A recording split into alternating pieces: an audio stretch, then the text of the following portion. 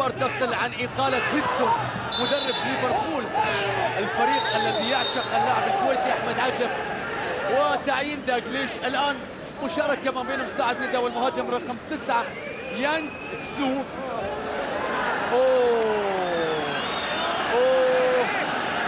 الكرت الأحمر يخرج من مساعد ندى.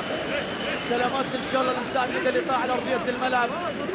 بدر المطوع في حديث مع الحكم، وليد في حديث مع الحكم. كرت أحمر سيكون الأول في البطولة.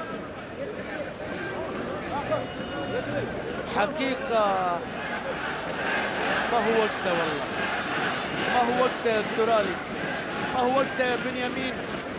كرت أحمر يجعل المنتخب الكويتي يكمل ما تبقى من زمن هذه المباراة ب10 لاعبين.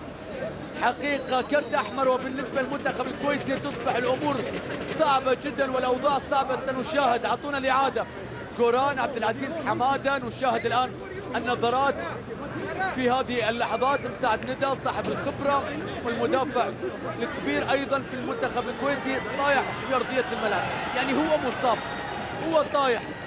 عندك فرصة تفكر يا حكم، لسه ما رفعتها فوق، بدلها باصفر. الكرة بتتحول حتى الآن، أو الكرة بتتوقف حتى يتم علاج مساعد ندى. نشوفها الآن، شوف الاشتراك. حتى الآن ما في شيء، حتى الآن ما في شيء، فيها الشيء. لكن هل كان مشترك أم فقط من مساعد ندى؟ هنا راح تبين. لا والله كان مشترك. قدم اللاعب الصيني في بطن مساعد ندى، وقدم مساعد كان مشترك من الطرفين. حقيقة تحدث عن أمور نشاهدها، لكن الآن نشاهد كرت أحمر من حكم المباراة لمساعد ندى. يخرج مساعد ندى بدون أي احتجاج. مساعد ندى يخرج مطرودا، وسيغيب بالتالي عن المباراة القادمة أمام المنتخب الأوزبكي. مساعد ندى يتحسر بشكل كبير على جعل منتخبه. قوم يا مساعد، قوم يا مساعد، لا تنكسر قدام عيني وانا اشوف. مساعد ندى